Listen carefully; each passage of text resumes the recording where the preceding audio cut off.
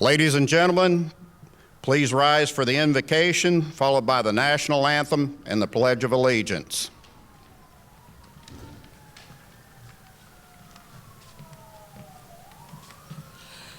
Can we bow our heads in prayer? Dear Heavenly Father, we thank you for this day, and we thank you for all the people that could come out to this official recognizing the Vietnam veterans. We wish more could be here, but because of the COVID-19, this was all that we could allow in here. But at least it's going to be broadcast for the people around in the area can see. And we just ask you to be with us throughout this day and have us to do your will and to live the way you would have us to live. And we ask all of this in your holy name. Amen.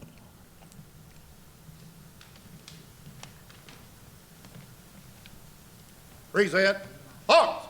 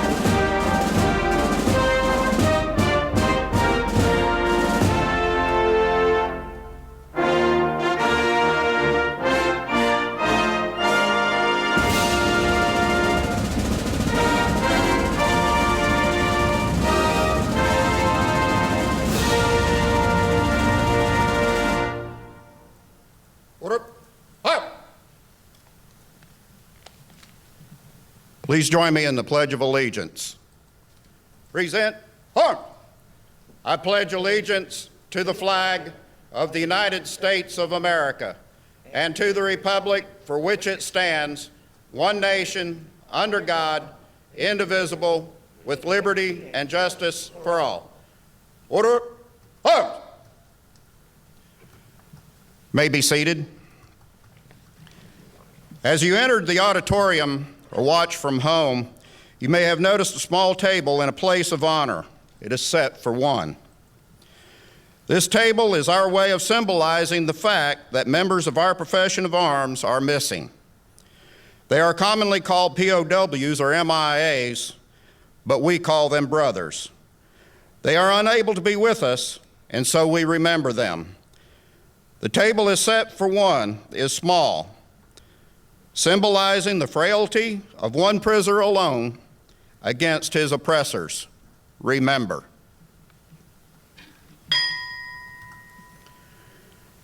The tablecloth is white, symbolizing the purity of their intentions to respond to their country's call to arms.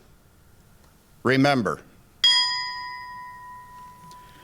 The single red rose displayed in a vase reminds us of the family and loved ones of our comrades in arms who keep the faith awaiting their return. Remember. The candle is lit, symbolizing the upward reach of their unconquerable spirit. Remember. A slice of lemon is on the bread plate to remind us of their bitter fate. Remember. There is salt upon the bread, symbolizing the family's tears as they wait. Remember. The glass is inverted, symbolizing they cannot toast with us this day. Remember. The chair is empty, symbolizing they are not here. Remember. Remember, all of you who served with them and called them comrades, who depend on their might and aid, who relied upon them. for surely they have not forsaken you. Remember, until the day they come home.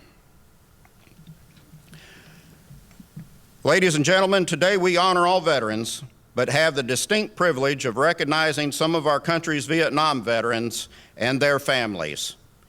In addition, we have some special guests who will be sharing their personal experience of the Vietnam War.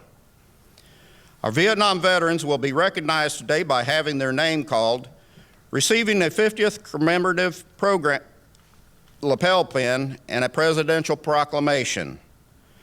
On the front of the Vietnam veteran lapel pin are several symbols specific to our Vietnam veterans. The eagle represents courage, honor, and dedicated service to our nation. The color blue matches the canton of the American flag and signifies vigilance, perseverance, and justice. The laurel wreath is a time-honored symbol representing victory, integrity, and strength. The stripes behind the eagle represent the American flag. The 6 stars represent the 6 allies who served, sacrificed, and fought alongside one another: Australia, New Zealand, the Philippines, the Republic of Korea, Thailand, and the United States. The message, "A grateful nation thanks and honors you," is embossed on the back closest to the veteran's heart. The Vietnam War commemoration is included to remind each veteran that this is the nation's lasting memento of thanks. Our widows of deceased Vietnam veterans will be recognized today by having their veterans' names called, receiving a lapel pin, and a certificate of honor. A grateful nation thanks and honors you and your family for your service and sacrifice. Your spouse answered our nation's call and proudly served in the footsteps of previous generations of America's servicemen and women. It is a privilege to present you with the Certificate of Honor in recognition of the patriotism, service, and sacrifice of your loved one and family. The Certificate of Honor states, "On behalf of a grateful nation and the Department of Defense, we honor you and your spouse's service and sacrifice in the name of freedom and democracy during the Vietnam War.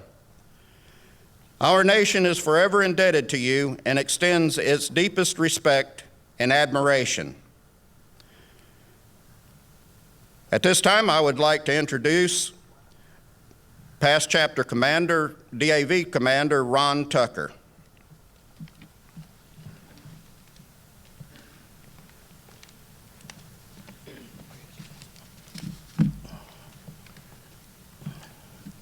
Thank you, Chris. I'm up here today. The gentleman behind me, we had a class together last year over at the VA office in Hickory. And what it was called a creative writing class. And what it done was, because the Vietnam War, the history of it is being lost, because a lot of us guys came home, and as well as you know, as wives and brothers and sisters and other family members, we didn't want to talk about it. We didn't talk about it. But through this school, we have learned to talk about what we did and why we did it in Vietnam. The first thing I'm going to read is, I'm going to admit one of mine, because I was looking on Facebook and I come across this, and you know, a lot of stuff on there ain't worth nothing, but every once in a while you really run over something that's really nice. And this I'm going to read for all of our veterans across the world, and from the beginning up until today, the ones that are still defending our country. And it goes like this: "We lie in the bush while you lie on a bed. We sleep beside our guns while you sleep beside your wife. You sleep in your house while we sleep in hammocks. You wear a nice cap while we wear heavy helmets. You wear designer vest while we wear iron vest. In the morning, you are woken by sweet alarms tones while we were woke by bombs and grenades. You move around in town in Range Rovers and latest cars but we move around in tanks and buffaloes. We stay awake just for you to sleep. We kill for you to live. We stand side by side with death itself so that the future of your generation can be assured. And, we sacrifice our today for your tomorrow. We are strong at heart, great in action, committed to our course, and loyal to our nation. We are soldiers with great zeal and gallantry. We fight relentlessly to win, yet we continue to fight to conquer. Ensuring and terrorists, just pray for us over here to conquer in victory so that we can return to our family, friends, and loved ones. To the fallen heroes, we pray they continue to live on while we fight to the end in victory. In the name of God, God bless our nation.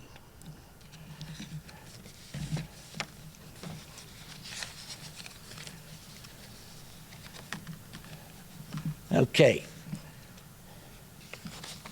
Bear with me just a second.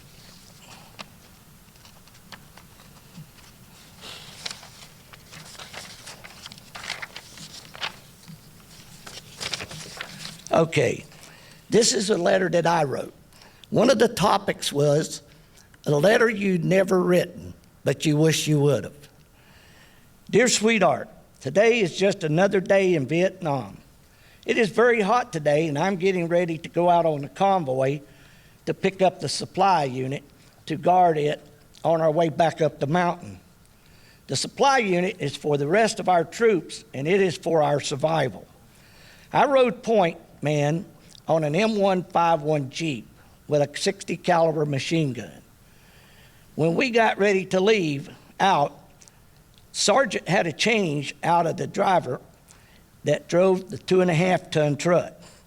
I questioned why he did that, and he told me that this guy needs training. That is part of where you listen to what you say and don't argue. Anyway, we were we had heavy rain, and we're about halfway down the curvy mountain road. About half a mile, I looked back, and the 2.5-ton was lying on the side of the road and the bank of the road. At once, bear with me because I might tear up a little. At once, tears started running down my face because I couldn't see such. We pulled over, and at once we started looking for him. It was a long walk beside the road. I could see a flight vest laying in a muddy ditch. At once, I reached down to pick it up. It was heavy to me, and at first, I then realized it was such. When the truck hit the bank of the side of the hill, it threw Such over the side of the truck and out across the front and down the side. Such was run the side of the truck, and the rear tires had run over him. Such had tire marks on him and his vest. I was sure he was dead, but I pulled him up out of the mud and I turned him over. He was covered with mud. I cleaned out his nose and his mouth, and I gave him CPR. And I got him breathing again. He was airlifted to the hospital. By the grace of God, he survived. We live over in this country never knowing what will happen next. I just want you to know how much I love you, darling, and I am doing my best, and I will be home soon. I never got to see Such. I come home, and I looked, and I looked, and I looked. 5 years ago, I finally found him, but it was too late. He had died from wounds in Vietnam, and I never did get to tell him how much I thought of him and how much I loved him as a brother. But we all got these stories to tell, and it's time to tell them. Thank you. Our next speaker will be Eva Helton.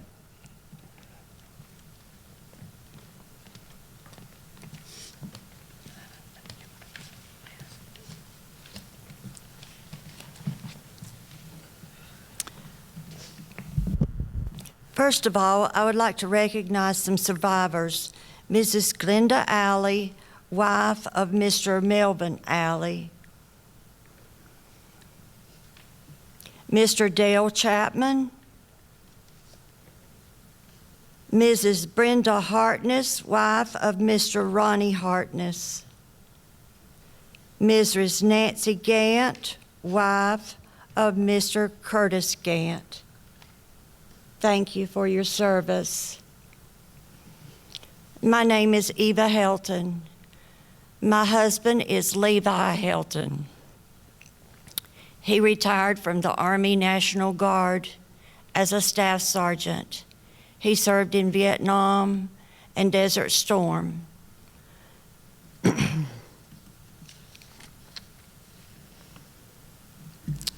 I had the unique and wonderful opportunity to sit in this Vietnam Writers Program with these wonderful men and represent my husband and be able to write his stories. They broke my heart. First of all, though, I would like to read a story written by Jacob Srantz. He is the commander of the Hickory DAV and a very wonderful veteran that works for a lot of veterans and helps them. All of these men were boys when they served in Vietnam. You need to remember that. Out of the brush he came to me with hatred in his eye. I leaped aside and turned and fired. I was not prepared to die. The popping sound, a jolt in my hand, the sickening stench of blood, gunpowder smoke that burned my eyes. Then I relieved myself in the mud. The shaking sensation in my knees came from fear and not from grief. Then with icy calm, I embedded a joint firmly between my teeth. The sweet blue smoke inside my lungs makes my wits more keen as I caress, then place a kiss on my warm black M16. How oddly still the enemy as his blood soaked in the ground. Only moments before he came at me and I gallantly gunned him down. For one small second he hesitated. For an instant he was too slow. A harder man, I laid him down in the grass where his life blood flows. With great relief, I looked down at his body there in the sod. Inside, I feel an awesome power. For a moment, I was God. Now, I would like to read to you my husband's stories. One of the topics one day was coming home. And I wrote, back in the USA, the plane touches down. I'm finally back in the USA, home. First stop, San Francisco, the Golden Gate. It's beautiful. What is this? Rotten tomatoes? Rotten apples? Why are they hitting me? Why are they jeering me? I'm a hero. I fought a war for them. I have a medal. I'm still alive. Aren't they proud of me? Oh, I know. Jane Fonda, she skewed their thinking. This next writing, I need to credit Ron Tucker for. It was not a topic we were given that day. We were supposed to write about what I ate, and I hadn't never heard my husband speak about what he ate in Vietnam. And I would like to dedicate this writing to all of those who have been, who are and will be affected by any toxic substance due to the military. It's called Agent Orange. The week before as we left, Ron Tucker and I and Dr. Batanti had gotten into a discussion about Agent Orange. And Ron had on this hat that had a skull and crossbones and Agent Orange across the top. And it's called Agent Orange. Agent Orange, skull and crossbones, aptly put, poison. Johnson made it hush-hush. Thought he wouldn't get caught. It got in our DNA, caused problems in our kids for generations.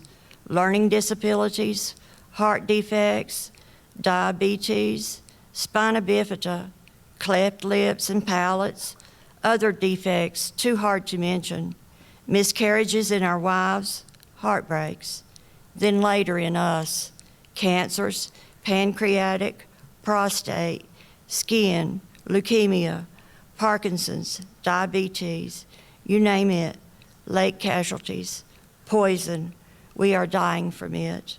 Many before the VA recognizes and compensates it, all because Johnson made it hush-hush. Thank you. I neglected to mention that my husband suffers from diabetes for 20 years, and he now has Parkinson's with dementia from Agent Orange.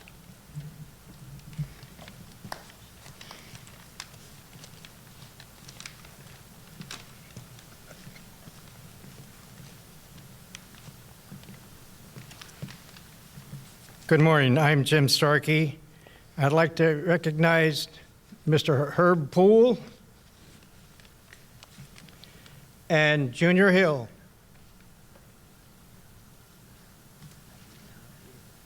Right here. Thank you. Thank you for your service. The writing class, we were given topics each week to write on. And this one started out, it all started, and this was on 29 June 1964 when this transpired. It all started the second day after I'd been operated on in the Army hospital on Okinawa for a ruptured appendix.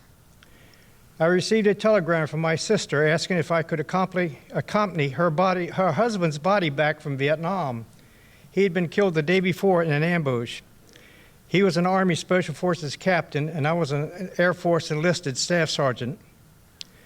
My wife helped me to get out of the hospital early, and we went to the Red Cross to send a telegram to her and to get assistance to start procedures. Well, the Red Cross director said he would not help as I was enlisted Air Force, and the deceased was an Army captain. I became a bit pissed, and we went to see the base commander at Kadena Air Base where I was assigned. He said he would take care of it. It's nice to know the right people in certain situations. I may explain that later. The next afternoon, I had my orders and was on a plane to Nam. 2 hours after landing and getting cleared, we flew to the Philippines where the body is processed. The next day, we boarded a 707 stretch and was assigned a seat in the extreme back where the seats were not adjustable. I was sitting next to a Catholic chaplain returning from his tour in Nam. We were about 45 minutes into the flight, getting acquainted and relaxing, when suddenly it felt as if the plane had hit something. It was 4 hard jolts, like running over a parking block at about 50 miles an hour in a car, and then it was totally quiet. And I looked, and it was as if you could see the front of the plane actually bending down, and it was extremely quiet. Well, you know, Catholic priests wear prayer beads, but have you ever seen one that smoked? I mean, the beads smoked? The priest was saying over and over very calmly, "This has got to be some sort of a joke." He said, I did not serve in that hellhole for a year to die on my way home. Lord, do something. His prayer and a lot of others must have worked. Yes, I was praying also. The air crew got the engines running, and we pulled back to our cruising altitude. The pilot came over the intercom and said, "Hey guys, we sure hit a hell of a wind shear. We're now back at 32,000 feet." We were okay back there, as we still had about 4,000 feet left when we got the engine started, and we developed enough power to pull out at least 2,000 feet above the waves. You know, that plane seemed to smell kind of funky the rest of the flight. And another subject we had was the things we carried. And this was in 1966. The things I carried when I was assigned to Korat Air Force Base in Thailand was the love of my family, my faith, my uniforms, ear defenders, and yes, a P-38, which is a can opener, plus a semi-automatic pistol. When assigned in, I was given a BRIC, which is a portable handheld radio for communications with the flight scheduler and the maintenance requirements on the aircraft, as I was assigned as the night shift avionics superintendent for the F-105 aircraft, of which I was very knowledgeable. I was also told that I could grow my hair any way I wanted and could also grow a mustache, even though the 13th Air Force prohibited both. When I asked about this, I was told that in the near future, I would be temporarily assigned to a special unit entitled Equipment Management. Well, one day I received a phone call in the afternoon told to report to wing headquarters in 2 days with one set of fatigues, some civilian clothes. When I reported, I was met by a snarly-looking man in civilian clothes and handed orders to proceed with him. We flew out of Korat and landed at Nakhon Phanom Air Base, which had a steel plank runway, several cheap-looking buildings, and 2 black helicopters, one World War II Navy prop-driven A-1E, and a B-26 attack bomber. During the next 105 days, I carried a small radio, several knives, canteen of water, a few select items of medical gear, strong flexible gloves that would be handy repelling from a chopper. I also carried a semi-automatic pistol. This group's primary mission was to recover military equipment. The most valuable item in these cases were the highly trained pilots that were being recovered. Yes, we also carried fear, but most of the time you were too busy to realize that you were scared until you got the shakes when a mission was complete. There were 2 bases in Thailand that flew the THUD, which was the F-105 aircraft, with each base flying 100 or more sorties a day, and each base had an average of 80 aircraft, with about 20 of those at any time being down for scheduled maintenance, plus some down for battle damage or standing down for rescue missions. The F-105 was used for bombing selected targets in North and South Vietnam, plus close air support in some areas for ground rescues. The F-105 pilots had to fly 100 combat sorties to return to the States, and the average number of flights prior to being shot down was 78. So it was important to recover them whenever possible. The F-105 was a tough bird, but the air fences were very heavy, and in most areas it was worse than in World War II in Europe. Yes, war is hell, be it on land, on sea, or in the air. Thank you. And I'd like to introduce Mr. Robert Bartlett, which would be our next speaker.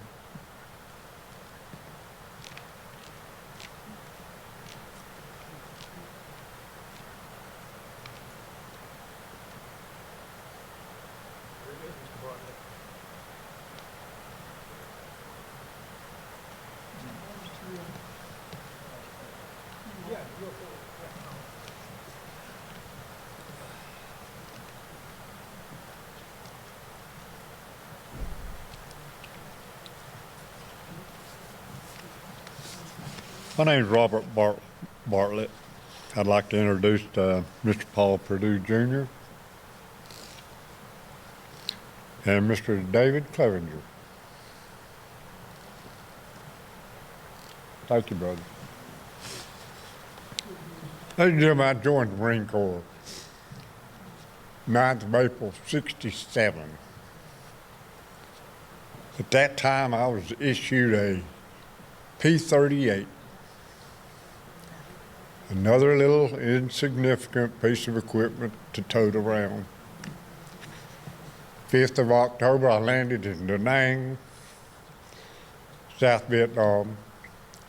processed through there and went assigned to my unit in Quaviette,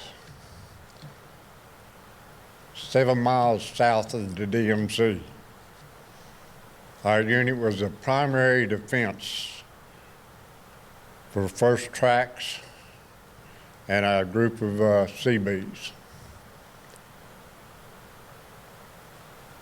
We were pretty much like a duck in a shooting gallery because we were constantly getting hit with 122 rockets, 152 millimeter rounds. On the average, we got hit at least once every 10 days. The fear and the stress levels were through the roof. Constant turmoil, constant expectation. When things got real bad for me, I needed some stability. So I reached in my pocket and I felt that little old P-38. It done exactly what it was supposed to do. It was always the same. It's amazing how much stability you can derive from something very simple. So that's when I started getting real ready to come unglued. I'd reach in my pocket and run my thumb across that little old P-38.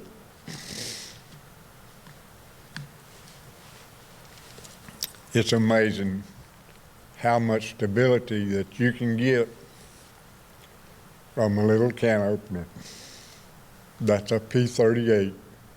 I've carried it ever since.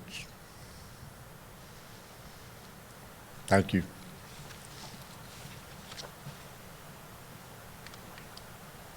Michael? I'd like to introduce Michael Wright.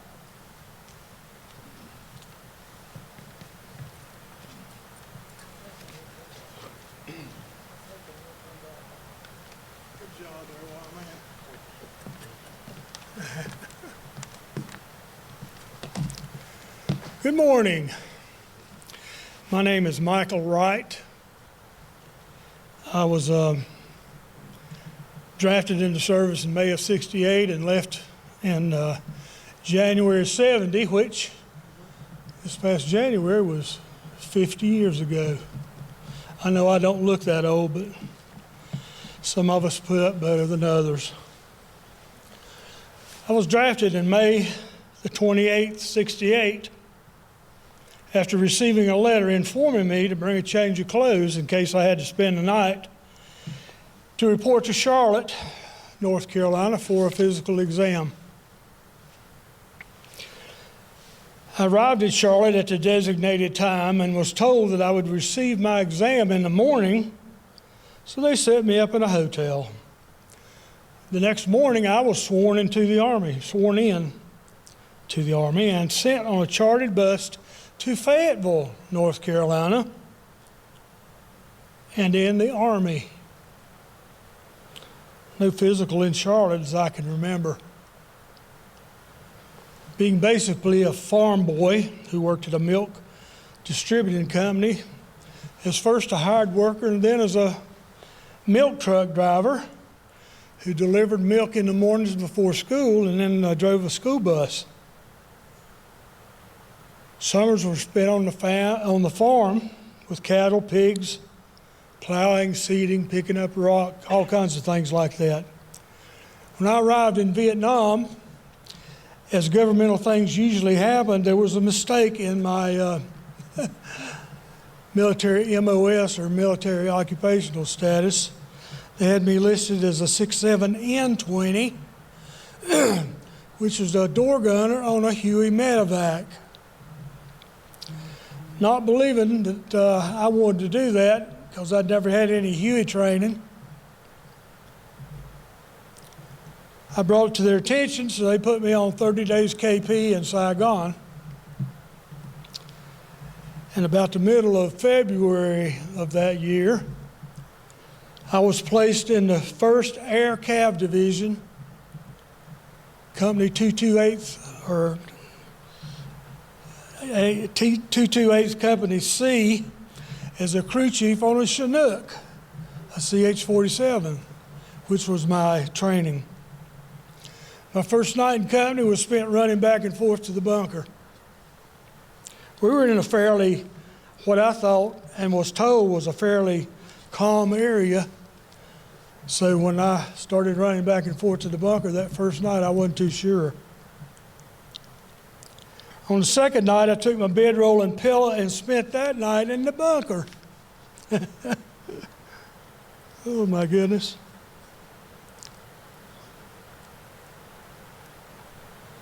The nights were sporadic during my enlistment. Finally, I was assigned a crew chief on a Chinook and was re-indoctrinated with the flight crews, their habits, likes, and dislikes, and my role for the next while. Who knew how long it would last? We flew every day, 7 days a week, except during mechanical inspections, either moving troops in and out, Agent Orange, nerve gas, tactical emergency missions at night, flying in and out of LZs and fire bases, carrying fuel, ammo, water, logs, which is food for the troops. During my tenure as a crew chief, I was promoted to Spec 4 and then to Spec 5 and given an aircraft of my own, 678-484. So far, it seems like a good job, but when I started losing people in my company and unloading body bags and was confronted with death and destruction of aircraft, and losing people in our hooches due to incoming rockets is beginning to get unnerving. I was finding it harder and harder to sleep. I was drinking more and more. Beer was handed out freely by the day, daily. Liquor was easy to get. And some of the guys smoked pot and took other things that made life basically bearable.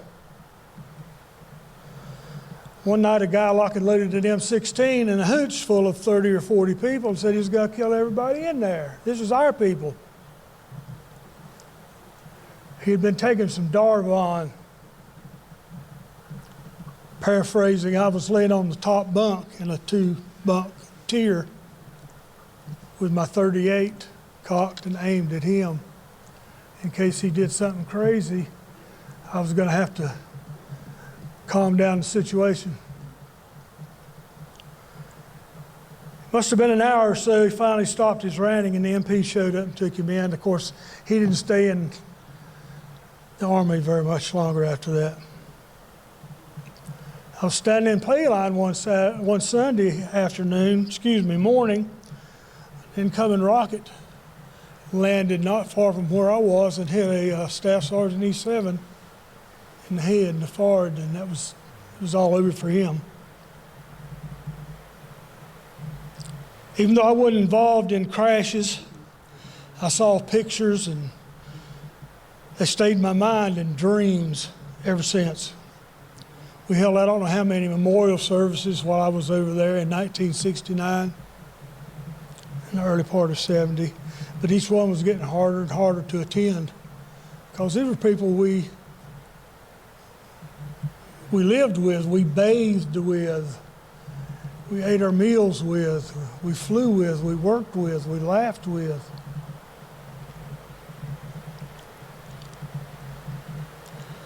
And we didn't want to lose anybody. Even if we didn't like you, we didn't want to lose you. Thoughts and dreams that I continually experience have affected my ability to be real close to others and to feel real trust in others. It's affected my basic ability to sleep or feel comfortable around others. I was diagnosed with PTSD and I'm taking medicine by the VA, and it's helping. During the vast number of years, I've dreamed that I'd been re-enlisted and sent back to Vietnam many times. with my age changing each time. I was getting older and older, but I was doing the same thing over and over and over again, just at a different age. It makes you look at things in a different angle when you are looking at something with aged eyes as you go. I found that my health has not been real good lately. I have an enlarged heart with blockages. I take heart medications that leave me basically weak. I was sent by aircraft to Baptist Hospital in Winston when I passed out one day and fell down a flight of stairs and developed a brain bleed. Can't tell it by looking at me, because I'm making the best out of it that I can. As much as I'd like to rejoin the working community, my health concerns have made it impossible.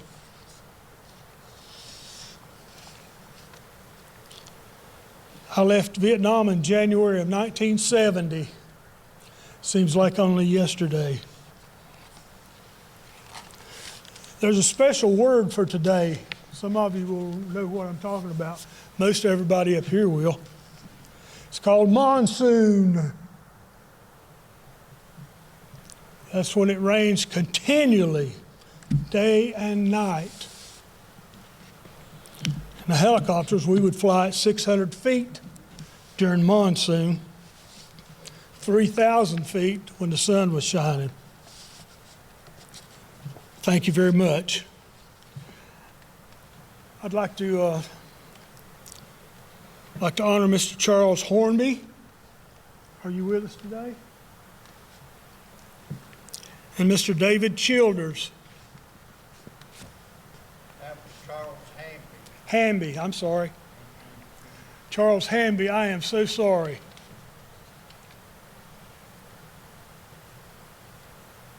It is Hamby. You know who you are. Bless your heart. At this time, I'd like to introduce Mr. Calvin Ramsewer as our next speaker.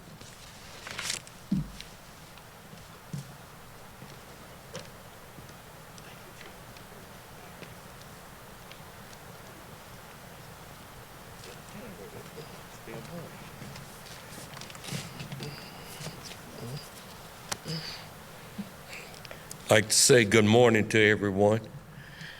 I want to honor my brothers and sisters that's up here for your service and for your time spent together.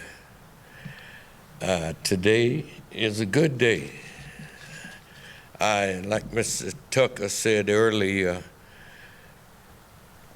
taking these classes opened up an avenue for me, because a lot of times I kept things hidden, didn't want to talk about it, and found out that affected my life. But through it all, this helped me to understand that I need to get some of these things off my chest, that I may be a better person.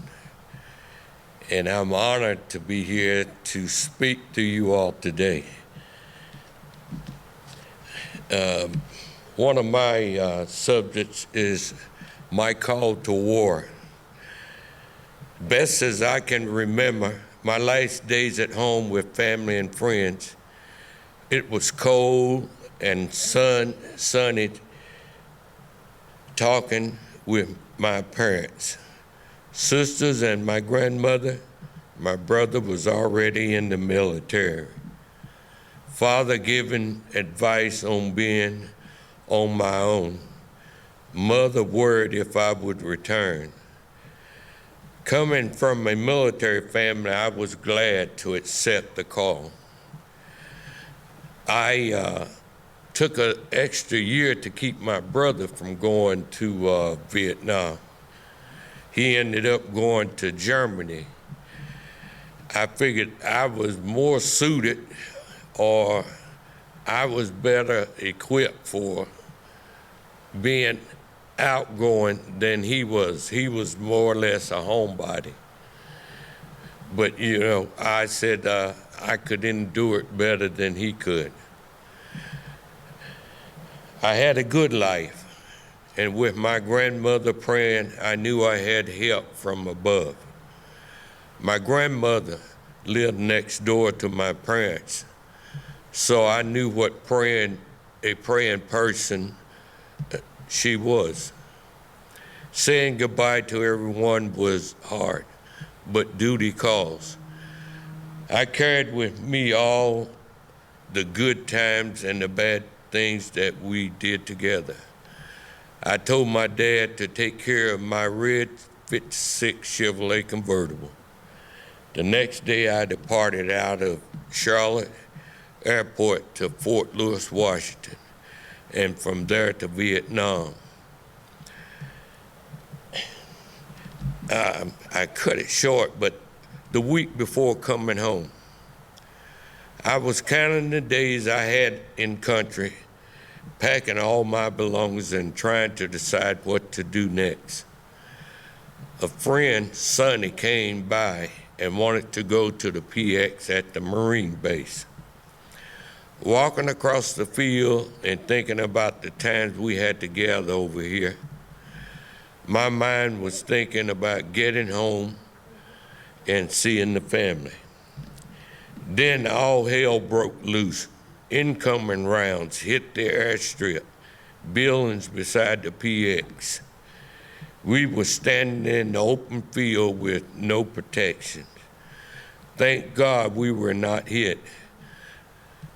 The place where we were going took a direct hit, and 7 young men were killed. Things we go through to protect our country, a lot of growing has taken place in this time away from home. I was glad when the Tiger Airline left from Cameron Bay, headed to home, and I ETS'd out of Fort Lewis, Washington, where I had to come back cross country. I had a cousin that was a drill sergeant out there, so I spent a week with them out there. But through it all, in my mind, when I got home, it was basically the unwantedness that I felt. We were called baby killers. We were talked about. And you wonder, how could people do things to us that wasn't part of our being? We went to protect the country over here and the citizens of the United States, but yet and still we were mocked. And I thank God for the time now that we are being recognized, because we have to get our story out and let people know how we feel. It's not always good, or you have to understand what war is. But I thank God for my time that I served. And I thank God for meeting these fellow veterans back here, that we can communicate and get some of those hard things out of our mind. Thank you.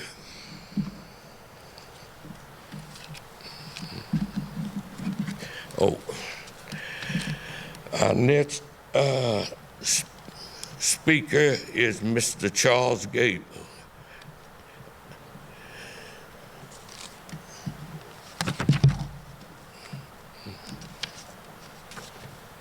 It's okay, he's not. Oh. Oh, is it you? Okay, I forgot about you. I didn't see your name. That's good, you can put it there. I know it. Good morning. My name is Rick Van Dett. In 1965, at the age of 20, I went to Vietnam with the 1st Air Cavalry Division and spent 7 months with the 1st Cav, and then 5 months with the 1st Infantry Division, and came home in September of 1966. Little did I know that the war would go on for 9 more years. And that was a time, some of you can remember, a very, very difficult time in our country, especially for those who were returning from Vietnam. And when I got involved with the writing program, in which all of us participated a while back, I decided to write a poem that I called The War. And I'd like to share that with you at this time. The War. From a noble beginning to an ignoble end, it parted the nation as Moses parted a sea. Overnight, boys became men, and men died. Politicians argued in Congress, and men died. Students protested in college, and men died. Jane visited Hanoi, and men died. Nixon replaced Johnson, and men died. The 60s became the 70s, and men died. Gone was the reason to go there. Gone was the resolve to stay there. Winning was not as important as surviving a year. And we went home to a nation divided.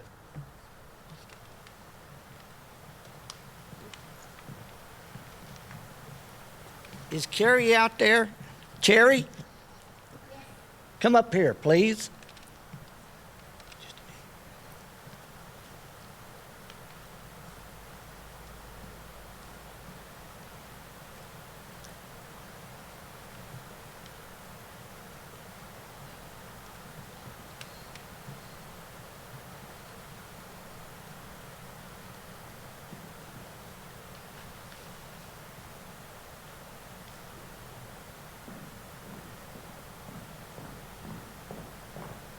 I just love to embarrass people. Ladies and gentlemen, I would like to introduce you to Cherry Kilby. She is our VA representative here in Alexander County, and she is also a veteran. She has served in the military. And I would like to thank her for putting this on for Vietnam veterans, because it was her, and she took charge of it, and she was like a bull in a china closet. She was headed that way, and nobody was stopping her. So if you guys could all stand up and give her applause, I'd appreciate it.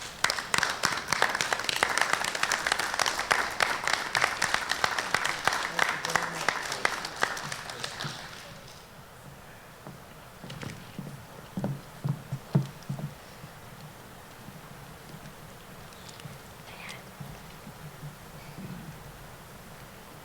And Jimmy, those are the names. Thank you.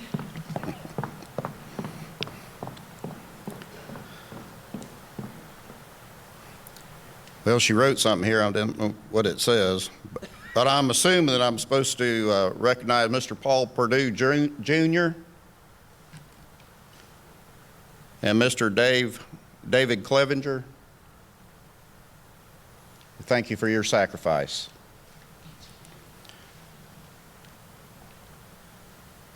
And Jimmy Lambert's looking at me like, I'm not going to get recognized. Mr. Jimmy Lambert.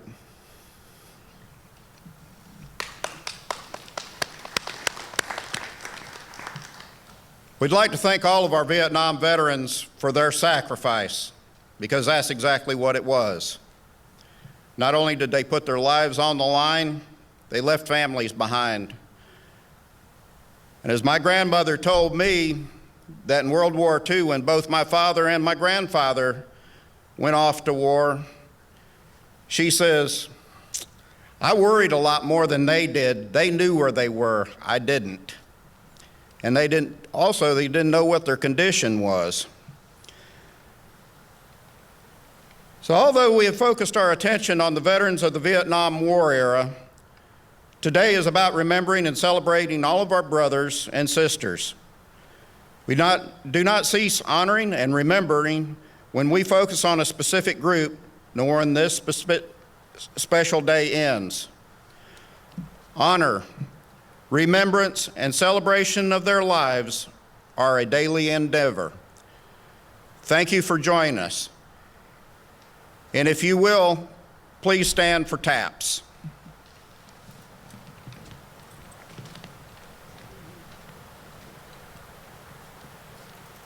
Present arms.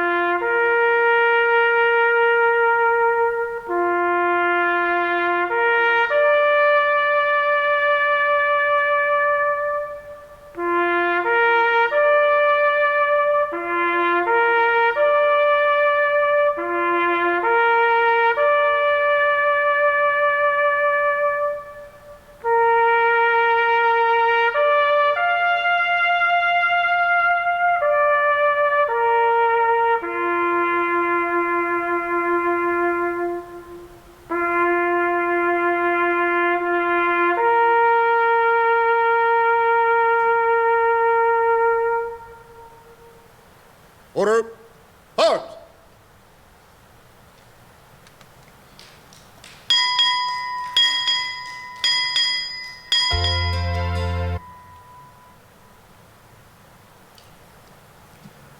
This concludes the Alexander County Veterans Day service. Thank you.